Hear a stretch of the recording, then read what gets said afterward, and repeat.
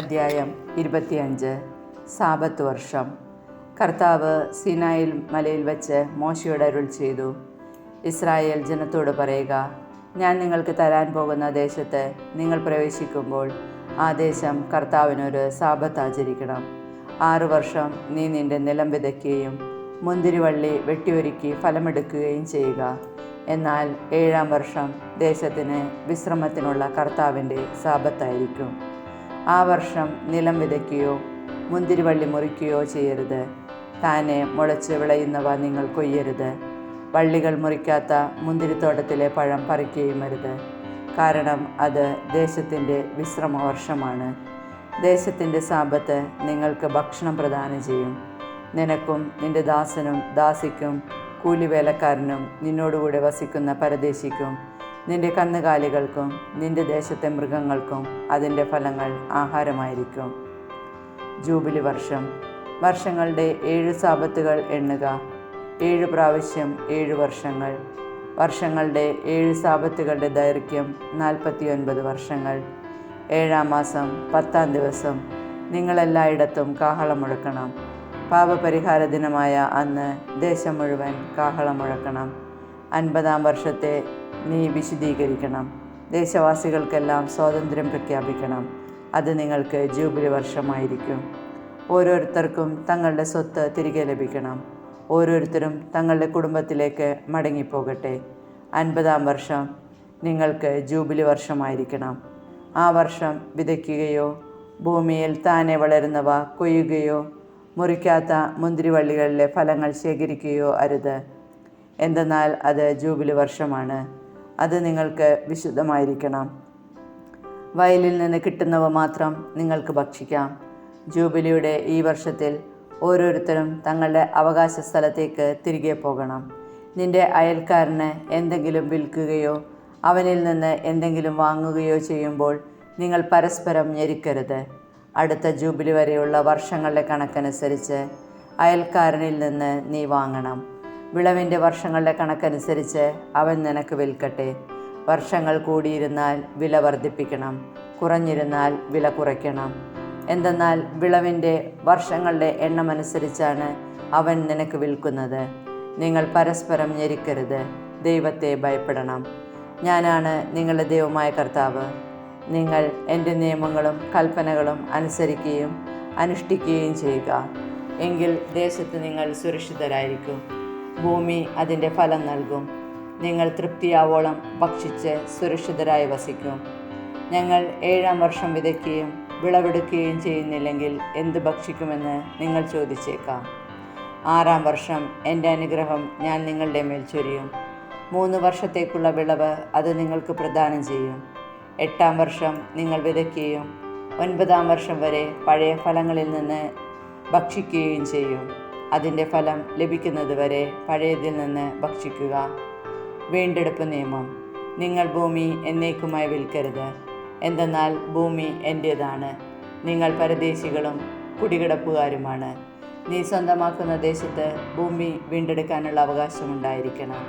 നിന്റെ സഹോദരൻ ദരിദ്രനായി തീർന്ന് തൻ്റെ അവകാശത്തിൽ ഒരു ഭാഗം വിറ്റാൽ അടുത്ത ചാർച്ചക്കാരൻ അത് വീണ്ടെടുക്കണം. എന്നാൽ വീണ്ടെടുക്കാൻ അവന് ആരുമില്ലാതിരിക്കുകയും പിന്നീട് സമ്പന്നനായി വീണ്ടെടുക്കാൻ അവന് കഴിവുണ്ടാവുകയും ചെയ്താൽ അത് വിറ്റതിന് ശേഷമുള്ള വർഷങ്ങൾ കണക്കാക്കി വാങ്ങിയവന് അധിക തുക തിരികെ കൊടുത്ത് അവന് തൻ്റെ അവകാശ വസ്തു വീണ്ടെടുക്കാം. എന്നാൽ അത് വീണ്ടെടുക്കാൻ അവന് കഴിവില്ലെങ്കിൽ വിറ്റുപോയ വസ്തു വാങ്ങിയവൻ്റെ കൈവശം ജൂബിലി വർഷം വരെ ഇരിക്കട്ടെ. ജൂബിലി വർഷം അവൻ അതിൽ നിന്ന് ഒഴിഞ്ഞു കൊടുക്കുകയും ഉടമസ്ഥൻ തൻ്റെ അവകാശത്തിലേക്ക് മടങ്ങി വരികയും ചെയ്യട്ടെ. മതിലുകളാൽ ചുറ്റപ്പെട്ട പട്ടണത്തിലുള്ള തൻ്റെ വീട് ഒരാൾ വിറ്റാൽ 1 വർഷത്തിനകം തിരിച്ചെടുക്കാം.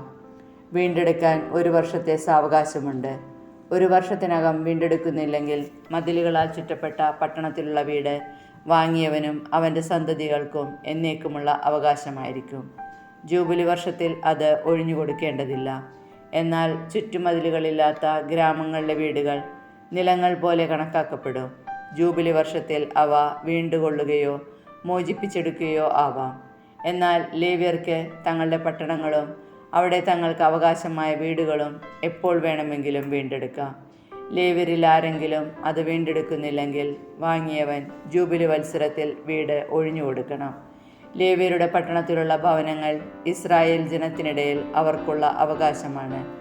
അവരുടെ പട്ടണത്തിന് ചുറ്റുമുള്ള വയലുകൾ വിൽക്കരുത്. അത് അവരുടെ ശാശ്വതാവകാശമാണ്.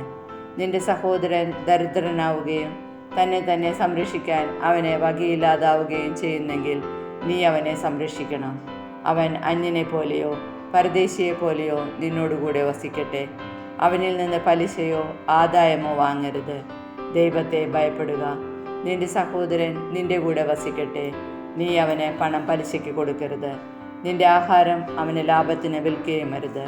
നിങ്ങളുടെ ദൈവമായിരിക്കാനും കാനാൻ ദേശം നിങ്ങൾക്ക് നൽകാനും ഈജിപ്തിൽ നിന്ന് നിങ്ങളെ കൊണ്ടുവന്ന നിങ്ങളുടെ ദൈവമായ കർത്താവാണ് ഞാൻ. നിന്റെ സഹോദരൻ നിർധനനാവുകയും അവൻ തന്നെ നിനക്ക് വിൽക്കുകയും ചെയ്യുന്നെങ്കിൽ അവനെ കൊണ്ട് അടിമവേല ചെയ്യിക്കരുത്. അവൻ നിനക്കൊരു കൂലിക്കാരനും പരദേശിയുമായിരിക്കട്ടെ. അവൻ ജൂബിലി വർഷം വരെ നിനക്ക് വേണ്ടി ജോലി ചെയ്യണം. അതിനുശേഷം അവൻ മക്കളോടുകൂടെ തൻ്റെ കുടുംബത്തിലേക്കും പിതാക്കന്മാരുടെ അവകാശത്തിലേക്കും മടങ്ങിപ്പോകട്ടെ. എന്തെന്നാൽ ഈജിപ്ത് ദേശത്തു നിന്ന് ഞാൻ കൊണ്ടുവന്ന എൻ്റെ ദാസരാണ് അവർ. അവരെ അടിമകളായി വിൽക്കരുത്. നീ അവരുടെ മേൽ ക്രൂരമായി ഭരണം നടത്തരുത്. നിന്റെ ദൈവത്തെ ഭയപ്പെടുക. ചുറ്റുമുള്ള ജനങ്ങളിൽ നിന്ന് നിങ്ങൾ ദാസന്മാരെയും ദാസികളെയും വാങ്ങിക്കൊള്ളുവേൻ. നിങ്ങളുടെ ഇടയിൽ വസിക്കുന്ന വിദേശികളിൽ നിന്നും നിങ്ങളുടെ ദേശത്ത് വെച്ച് അവരുടെ കുടുംബങ്ങളിൽ ജനിച്ചവരിൽ നിന്നും നിങ്ങൾക്ക് ദാസരെ വാങ്ങാം. അവർ നിങ്ങളുടെ അവകാശമായിരിക്കും. നിങ്ങൾക്ക് ശേഷം നിങ്ങളുടെ മക്കൾക്ക് നിത്യമായി അവകാശമാക്കാൻ അവരിൽ നിന്ന് നിങ്ങൾക്ക് അടിമകളെ സ്വീകരിക്കാം. എന്നാൽ ഇസ്രായേൽ മക്കളായ നിങ്ങളുടെ സഹോദരരുടെ മേൽ നിങ്ങൾ ക്രൂരമായ ഭരണം നടത്തരുത്. നിങ്ങളുടെ ഇടയിലുള്ള പരദേശിയോ അന്യനോ സമ്പന്നനാവുകയും അവൻ്റെ സമീപമുള്ള സഹോദരൻ ദരിദ്രനാകിയാൽ പരദേശിക്കോ അന്യനോ അല്ലെങ്കിൽ അന്യൻ്റെ കുടുംബാംഗത്തിനോ തന്നെ വിൽക്കുകയും ചെയ്താൽ അവനെ വീണ്ടെടുക്കാവുന്നതാണ്. അവൻ്റെ സഹോദരന്മാരിൽ ആർക്കും അവനെ വീണ്ടെടുക്കാം. അവൻ്റെ പിതൃവ്യനോ പിതൃവ്യപുത്രനോ ഏതെങ്കിലും ചാർച്ചക്കാരനോ അവനെ വീണ്ടെടുക്കാം. അവൻ സമ്പന്നനാവുകയാണെങ്കിൽ അവന് തന്നെ വീണ്ടെടുക്കുകയും ചെയ്യാം. അവൻ തന്നെ വിറ്റതു മുതൽ ജൂബിലി വരെയുള്ള വത്സരങ്ങൾ വാങ്ങിയവനുമായി കണക്കാക്കണം. വർഷങ്ങൾക്കനുസരിച്ചായിരിക്കണം അവൻ്റെ മോചനത്തിൻ്റെ വില. ഉടമസ്ഥനോടുകൂടെ ജീവിച്ച വത്സരങ്ങൾ കൂലിക്കാരൻ്റെ നിലയിൽ കണക്കാക്കാം. വർഷങ്ങൾ ഏറെ ബാക്കിയുണ്ടെങ്കിൽ അതിന് തക്കവിധം വീണ്ടെടുപ്പ് വില കിട്ടിയ പണത്തിൽ നിന്ന് തിരികെ കൊടുക്കണം. ജൂബിലി വരെ വർഷങ്ങൾ കുറവാണെങ്കിൽ തൻ്റെ വീണ്ടെടുപ്പിനായി ഉടമസ്ഥനുമായി ആലോചിച്ച് വർഷങ്ങളുടെ കണക്കനുസരിച്ച് പണം മടക്കി കൊടുക്കണം. വർഷം തോറും കൂലിക്കെടുക്കപ്പെട്ടവനെ പോലെ അവൻ വാങ്ങുന്നവനോടുകൂടെ കഴിയണം. അവനോട് ക്രൂരത കാണിക്കാൻ ഇടവരരുത്. അവനിങ്ങനെയൊന്നും വീണ്ടെടുക്കപ്പെടുന്നില്ലെങ്കിൽ അവനും അവൻ്റെ മക്കളും ജൂബിലി വർഷത്തിൽ സ്വതന്ത്രരാക്കപ്പെടണം. ഇസ്രായേൽ തൻ്റെ ദാസരാണ്. ഈജിപ്തിൽ നിന്ന് ഞാൻ കൊണ്ടുവന്ന എൻ്റെ ദാസർ. നിങ്ങളുടെ ദൈവമായ കർത്താവ് ഞാനാണ്. അധ്യായം 26. അനുഗ്രഹങ്ങൾ. നിങ്ങൾ ആരാധനയ്ക്കായി വിഗ്രഹങ്ങളോ കൊത്തുരൂപങ്ങളോ ഉണ്ടാക്കരുത്. നിങ്ങളുടെ ദേശത്ത് സ്തംഭങ്ങൾ ഉയർത്തുകയോ കൊത്തിയ കല്ലുകൾ നാട്ടുകയോ അരുത്. എന്തെന്നാൽ ഞാനാണ് നിങ്ങളുടെ ദൈവമായ കർത്താവ്. നിങ്ങൾ എൻ്റെ സാബത്ത് ആചരിക്കുകയും എൻ്റെ വിശുദ്ധ സ്ഥലം പൂജ്യമായി കരുതുകയും ചെയ്യുവിൻ. ഞാനാണ് കർത്താവ്. നിങ്ങൾ എൻ്റെ നിയമങ്ങൾ അനുസരിക്കുകയും കൽപ്പനകൾ പാലിക്കുകയും ചെയ്യുമെങ്കിൽ ഞാൻ യഥാകാലം നിങ്ങൾക്ക് മഴ തരും. ഭൂമി വിളവുകൾ വർദ്ധിപ്പിക്കുകയും വൃക്ഷങ്ങൾ ഫലം നൽകുകയും ചെയ്യും. നിങ്ങളുടെ കറ്റമെതിക്കൽ മുന്തിരിപ്പഴം പറിക്കുന്ന കാലം വരെയും മുന്തിരിപ്പഴം പറിക്കുന്ന കാലം വിതയ്ക്കുന്ന കാലം വരെയും നീണ്ടു നിൽക്കും. നിങ്ങൾ തൃപ്തിയാവോളം ഭക്ഷിച്ച് നിങ്ങളുടെ ദേശത്ത് സുരക്ഷിതരായി വസിക്കും. ഞാൻ നിങ്ങളുടെ നാട്ടിൽ സമാധാനം സ്ഥാപിക്കും. നിങ്ങൾ സ്വൈര്യമായി വസിക്കും. ആരും നിങ്ങളെ ഭയപ്പെടുത്തുകയില്ല. ഞാൻ നാട്ടിൽ നിന്ന് ദുഷ്ടമൃഗങ്ങളെ ഓടിച്ചു കളയുകയും നിങ്ങളുടെ ദേശത്തുകൂടെ വാൾ കടന്നു പോവുകയില്ല. ശത്രുക്കളെ നിങ്ങൾ തുരത്തും. അവർ നിങ്ങളുടെ മുൻപിൽ വാളിനിരയാകും. നിങ്ങൾ 5 പേർ 100 പേരെയും 100 പേർ 10,000 പേരെയും ഓടിക്കും. ശത്രുക്കൾ നിങ്ങളുടെ മുൻപിൽ വാളിനിരയാകും. ഞാൻ നിങ്ങളെ കടാക്ഷിക്കുകയും സന്താനപുഷ്ടി നൽകി നിങ്ങളെ വർദ്ധിപ്പിക്കുകയും ചെയ്യും. നിങ്ങളുമായി ഞാൻ എൻ്റെ ഉടമ്പടി ഉറപ്പിക്കും. നിങ്ങൾ പഴയ ശേഖരങ്ങളിൽ നിന്ന് ധാന്യങ്ങൾ ഭക്ഷിക്കുകയും പുതിയതിനു വേണ്ടി പഴയതിനെ മാറ്റിക്കളയുകയും ചെയ്യും. ഞാൻ എൻ്റെ കൂടാരം നിങ്ങളുടെ ഇടയിൽ സ്ഥാപിക്കും. ഞാൻ നിങ്ങളെ ഉപേക്ഷിക്കുകയില്ല. ഞാൻ നിങ്ങളുടെ ഇടയിൽ സഞ്ചരിക്കും. ഞാൻ നിങ്ങളുടെ ദൈവവും നിങ്ങൾ എൻ്റെ ജനവുമായിരിക്കും. നിങ്ങൾ ഈജിപ്തുകാരുടെ അടിമകളായി തുടരാതിരിക്കാൻ അവരുടെ ദേശത്തു നിന്ന് നിങ്ങളെ കൊണ്ടുവന്ന നിങ്ങളുടെ ദൈവമായ കർത്താവാണ് ഞാൻ. നിങ്ങൾ നിവർന്നു നടക്കേണ്ടതിന് നിങ്ങളുടെ നുകത്തിൻ്റെ കെട്ടുകൾ ഞാൻ പൊട്ടിച്ചു. ശിക്ഷകൾ, നിങ്ങൾ എൻ്റെ വാക്ക് കേൾക്കാതെയും ഈ കൽപ്പനകളെല്ലാം അനുസരിക്കാതെയും നടന്നാൽ, എൻ്റെ നിയമങ്ങൾ ധിക്കരിക്കുകയും പ്രമാണങ്ങൾ വെറുത്ത് എൻ്റെ കൽപ്പനകൾ അനുഷ്ഠിക്കാതിരിക്കുകയും ഉടമ്പടി ലംഘിക്കുകയും ചെയ്താൽ ഞാനും അപ്രകാരം നിങ്ങളോട് പ്രവർത്തിക്കും. പെട്ടെന്നുള്ള ഭയവും ക്ഷയവും കണ്ണുകൾക്ക് ഹാനിയും ജീവന് തന്നെ നാശവും വരുത്തുന്ന പനിയും നിങ്ങളുടെ മേൽ ഞാൻ വരുത്തും. നിങ്ങൾ വിതയ്ക്കുന്നത് വൃഥാവിലാകും. നിങ്ങളുടെ ശത്രുക്കൾ അത് ഭക്ഷിക്കും. ഞാൻ നിങ്ങൾക്കെതിരെ മുഖം തിരിക്കും. ശത്രുക്കളുടെ മുൻപിൽ വെച്ച് നിങ്ങൾ വധിക്കപ്പെടും. നിങ്ങളെ വെറുക്കുന്നവർ നിങ്ങളെ ഭരിക്കും. പിന്തുടരാൻ ആരും തന്നെയില്ലെങ്കിലും നിങ്ങൾ ഭയപ്പെട്ടോടും. ഇതെല്ലാമായിട്ടും എൻ്റെ വാക്ക് കേൾക്കുന്നില്ലെങ്കിൽ നിങ്ങളുടെ പാപങ്ങൾക്ക് ഞാൻ നിങ്ങളെ 7 ഇരട്ടി ശിക്ഷിക്കും. ശക്തിയിലുള്ള നിങ്ങളുടെ അഹങ്കാരം ഞാൻ നശിപ്പിക്കും. ആകാശം നിങ്ങൾക്ക് ഇരുമ്പ് പോലെയും ഭൂമി പിത്തള പോലെയുമാക്കും. നിങ്ങളുടെ കരുത്ത് ഞാൻ നിഷ്ഫലമാക്കും. നിങ്ങളുടെ ദേശം വിളവ് തരികയോ വൃക്ഷങ്ങൾ ഫലം പുറപ്പെടുവിക്കുകയോ ഇല്ല. നിങ്ങൾ എനിക്ക് വിരുദ്ധമായി വ്യാപരിക്കുകയും എന്നെ അനുസരിക്കാതിരിക്കുകയും ചെയ്താൽ നിങ്ങളുടെ പാപങ്ങൾക്ക് ശിക്ഷയായി 7 ഇരട്ടി അനർത്ഥങ്ങൾ ഞാൻ നിങ്ങളുടെ മേൽ വരുത്തും. ഞാൻ നിങ്ങളുടെ ഇടയിലേക്ക് വന്യമൃഗങ്ങളെ കടത്തിവിടും. അവ നിങ്ങളുടെ മക്കളെ അപഹരിക്കുകയും കന്നുകാലികളെ നശിപ്പിക്കുകയും അങ്ങനെ നിങ്ങളെ എണ്ണത്തിൽ കുറയ്ക്കുകയും ചെയ്യും. നിങ്ങളുടെ വീഥികൾ വിജനമാകും. ഈ ശിക്ഷകൾ കൊണ്ടൊന്നും നിങ്ങൾ എന്നിലേക്ക് തിരിയാതെ എനിക്കെതിരായി വ്യാപരിക്കുന്നെങ്കിൽ ഞാനും നിങ്ങൾക്കെതിരെ വ്യാപരിക്കും. നിങ്ങളുടെ പാപങ്ങൾക്ക് നിങ്ങളെ ഞാൻ 7 ഇരട്ടി ശിക്ഷിക്കും. എൻ്റെ ഉടമ്പടിയുടെ പേരിൽ പ്രതികാരം ചെയ്യാൻ ഞാൻ നിങ്ങളുടെ മേൽ വാൾ വീശും. നിങ്ങൾ പട്ടണങ്ങളിൽ ഒന്നിച്ചു കൂടുമ്പോൾ ഞാൻ നിങ്ങളുടെ മേൽ പകർച്ചവ്യാധികൾ വരുത്തും. നിങ്ങൾ ശത്രുക്കളുടെ കൈകളിൽ അകപ്പെടുകയും ചെയ്യും. ഞാൻ നിങ്ങളുടെ അപ്പത്തിൻ്റെ അളവ് കുറയ്ക്കും. 10 സ്ത്രീകൾ ഒരടുപ്പിൽ അപ്പം പാകം ചെയ്യുകയും അവർ നിങ്ങൾക്ക് അപ്പം തൂക്കി അളഞ്ഞു തരൂ. നിങ്ങൾ ഭക്ഷിക്കും, എന്നാൽ തൃപ്തരാവുകയില്ല. ഇതെല്ലാമായിട്ടും നിങ്ങൾ എന്നെ അനുസരിക്കാതെ എനിക്കെതിരെ പ്രവർത്തിക്കുകയാണെങ്കിൽ ഞാനും നിങ്ങൾക്കെതിരെ കോപത്തോടെ പ്രവർത്തിക്കും. നിങ്ങളുടെ പാപത്തിന് നിങ്ങളെ ഞാൻ 7 ഇരട്ടി ശിക്ഷിക്കും.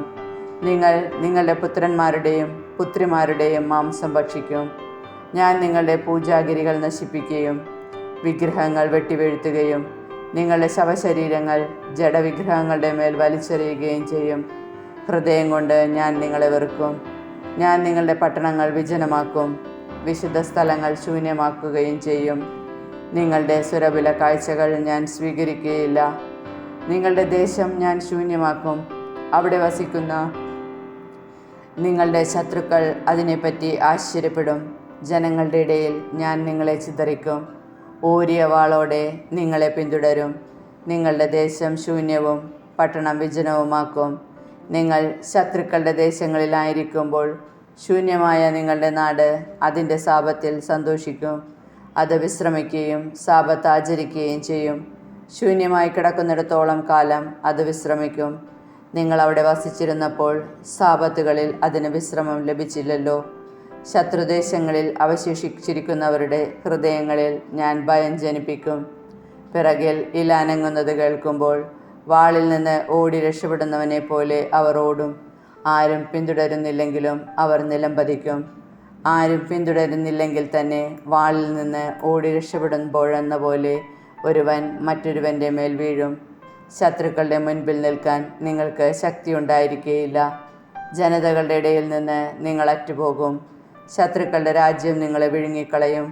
ശേഷിക്കുന്നവർ അവരുടെ ദുഷ്കൃത്യങ്ങൾ നിമിത്തം ശത്രുരാജ്യത്ത് വെച്ച് നശിച്ചു പോകും.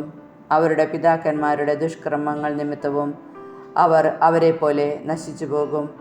അവർ എന്നോട് കാണിച്ച അവിശ്വസ്തതയും എനിക്കെതിരായി പ്രവർത്തിച്ച തിന്മകളും ഏറ്റുപറയട്ടെ. എനിക്കെതിരായി ചരിച്ചതിനാൽ ഞാനും അവർക്കെതിരായി ചരിക്കുകയും അവരുടെ ശത്രുക്കളുടെ ദേശത്തേക്ക് കൊണ്ടുപോവുകയും ചെയ്യുന്നു. തങ്ങളുടെ അപരിച്ഛേദിതരായ ഹൃദയം വിനീതമാക്കി പശ്ചാത്താപമനുഷ്ഠിച്ചാൽ ഞാൻ യാക്കോബിനോടും ഇസഹാക്കിനോടും അബ്രാഹത്തിനോടും ചെയ്ത ഉടമ്പടി ഓർക്കുകയും ദേശത്തെ അനുസ്മരിക്കുകയും ചെയ്യും. അവർ ഒഴിഞ്ഞു പോവുക നിമിത്തം പാഴായി കിടക്കുമ്പോൾ നാട് അതിൻ്റെ ശാപത്തിൽ സന്തോഷിക്കും. അവർ തങ്ങളുടെ അകൃത്യങ്ങൾക്ക് പരിഹാരം ചെയ്യണം. എന്തെന്നാൽ അവർ എൻ്റെ നിയമങ്ങൾ അവഗണിച്ചു, അവരുടെ ഹൃദയം എൻ്റെ കൽപ്പനകളെ നിരസിച്ചു. ഇതെല്ലാമാണെങ്കിലും ശത്രുദേശത്തായിരിക്കുമ്പോൾ ഞാൻ അവരെ പൂർണ്ണമായി തള്ളിക്കളയുകയോ അവരോടുള്ള ഉടമ്പടി ലംഘിക്കുന്ന വിധത്തിൽ അവർ വെറുക്കുകയോ നശിപ്പിക്കുകയോ ചെയ്യുകയില്ല. എന്തെന്നാൽ ഞാൻ അവരുടെ ദൈവമായ കർത്താവാണ്. ഞാൻ ജനതകൾ കാണുകെ ഈജിപ്ത് ദേശത്ത് നിന്ന് കൊണ്ടുവന്ന അവരുടെ പിതാക്കന്മാരോട് ചെയ്ത ഉടമ്പടി അവരെ പ്രതി അനുസ്മരിക്കും. അങ്ങനെ ഞാൻ അവരുടെ ദൈവമായിരിക്കും. ഞാനാണ് കർത്താവ്. സീനായ് മലമുകളിൽ വെച്ച് കർത്താവ് ഇസ്രായേൽ ജനവുമായി മോശ വഴി ഉറപ്പിച്ച ഉടമ്പടിയുടെ നിയമങ്ങളും ചട്ടങ്ങളും പ്രമാണങ്ങളുമാണിവയെല്ലാം. അധ്യായം 27.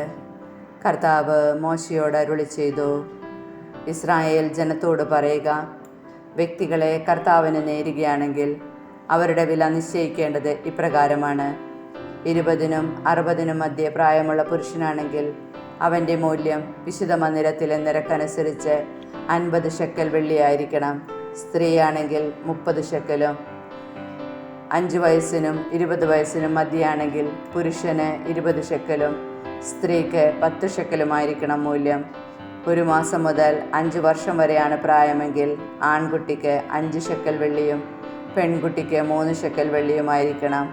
60 അതിൽ കൂടുതലോ ആണ് പ്രായമെങ്കിൽ പുരുഷന് 15 ഷെക്കലും സ്ത്രീക്ക് 10 ഷെക്കലുമായിരിക്കണം. നിന്റെ മൂല്യനിർണ്ണയത്തിനനുസരിച്ച് നൽകാൻ കഴിയാത്ത വിധം ഒരാൾ ദരിദ്രനാണെങ്കിൽ അവൻ പുരോഹിതൻ്റെ മുൻപിൽ ഹാജരാകണം. പുരോഹിതൻ അവൻ്റെ വില നിശ്ചയിക്കട്ടെ. നേർന്നവൻ്റെ കഴിവിനനുസരിച്ച് പുരോഹിതൻ അവന് വില നിശ്ചയിക്കട്ടെ. കർത്താവിന് ബലിയർപ്പിക്കാവുന്ന മൃഗത്തെയാണ് കർത്താവിന് നേരുന്നതെങ്കിൽ ആര് നേർന്നാലും അത് വിശുദ്ധമായിരിക്കും. അവൻ മറ്റൊന്നിനെ അതിന് പകരമാക്കുകയോ മറ്റൊന്നുമായി വെച്ചു മാറുകയോ ചെയ്യരുത്. നല്ലതിന് പകരം ചീത്തയെയോ ചീത്തയ്ക്ക് പകരം നല്ലതിനെയോ വെച്ചു മാറരുത്. ഒരു മൃഗത്തെ മറ്റൊരു മൃഗവുമായി വെച്ചു മാറുന്നുവെങ്കിൽ രണ്ടും കർത്താവിനുള്ളതായിരിക്കണം. കർത്താവിനെ ബലിയർപ്പിക്കാൻ കൊള്ളാത്ത അശുദ്ധ മൃഗത്തെയാണ് നേർന്നിട്ടുള്ളതെങ്കിൽ അതിനെ പുരോഹിതൻ്റെ അടുക്കൽ കൊണ്ടുവരണം. നല്ലതോ ചീത്തയോ എന്ന് നോക്കി പുരോഹിതൻ അതിന് മൂല്യം നിർണ്ണയിക്കട്ടെ. പുരോഹിതൻ്റെ മൂല്യനിർണ്ണയം അന്തിമമായിരിക്കും. എന്നാൽ അതിനെ വീണ്ടെടുക്കാൻ ആഗ്രഹിക്കുന്നുവെങ്കിൽ നിർണയിച്ച മൂല്യത്തോടൊപ്പം അതിൻ്റെ 1/5 കൂടി നൽകണം. ഒരുവൻ തൻ്റെ ഭവനം വിശുദ്ധമായിരിക്കാൻ വേണ്ടി കർത്താവിനെ പ്രതിഷ്ഠിക്കുകയാണെങ്കിൽ പുരോഹിതൻ അത് നല്ലതോ ചീത്തയോ എന്ന് നിർണയിക്കട്ടെ. പുരോഹിതൻ്റെ മൂല്യനിർണ്ണയം അന്തിമമായിരിക്കും. വീട് പ്രതിഷ്ഠിച്ചവൻ അത് വീണ്ടെടുക്കാൻ ആഗ്രഹിക്കുന്നെങ്കിൽ നിർണയിക്കപ്പെട്ട വിലയോടൊപ്പം അതിൻ്റെ 1/5 കൂടി പണമായി നൽകണം. അപ്പോൾ വീട് അവൻ്റേതാകും. ഒരാൾ തനിക്ക് അവകാശമായി ലഭിച്ച വസ്തുവിൽ ഒരു ഭാഗം കർത്താവിന് സമർപ്പിക്കുകയാണെങ്കിൽ അതിനു വേണ്ട വിത്തിൻ്റെ കണക്കനുസരിച്ചായിരിക്കണം മൂല്യനിർണ്ണയം.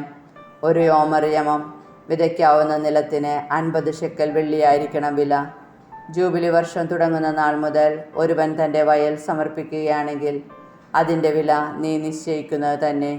എന്നാൽ അവൻ ജൂബിലിക്ക് ശേഷമാണ് വയൽ സമർപ്പിക്കുന്നതെങ്കിൽ അടുത്ത ജൂബിലി വരെ എത്ര വർഷമുണ്ടെന്ന് കണക്കാക്കി അതനുസരിച്ച് പുരോഹിതൻ മൂല്യനിർണ്ണയം നടത്തണം. അത് നീ നിർണയിച്ച മൂല്യത്തിൽ നിന്ന് കുറയ്ക്കണം. സമർപ്പിച്ച വയൽ വീണ്ടെടുക്കാൻ ഒരാൾ ആഗ്രഹിക്കുന്നെങ്കിൽ നിർണയിച്ച മൂല്യത്തോടൊപ്പം അതിൻ്റെ 1/5 കൂടി നൽകണം. അപ്പോൾ അത് അവൻ്റേതാകും. എന്നാൽ അവൻ തൻ്റെ വയൽ വീണ്ടെടുക്കാതിരിക്കുകയോ അത് മറ്റൊരുവനെ വിൽക്കുകയോ ചെയ്താൽ പിന്നീട് ഒരിക്കലും വീണ്ടെടുക്കാവുന്നതല്ല. അത് ജൂബിലി വത്സരത്തിൽ സ്വതന്ത്രമാകുമ്പോൾ സമർപ്പിത വസ്തു പോലെ കർത്താവിനുള്ളതായിരിക്കും. അതിൻ്റെ അവകാശി പുരോഹിതനാണ്.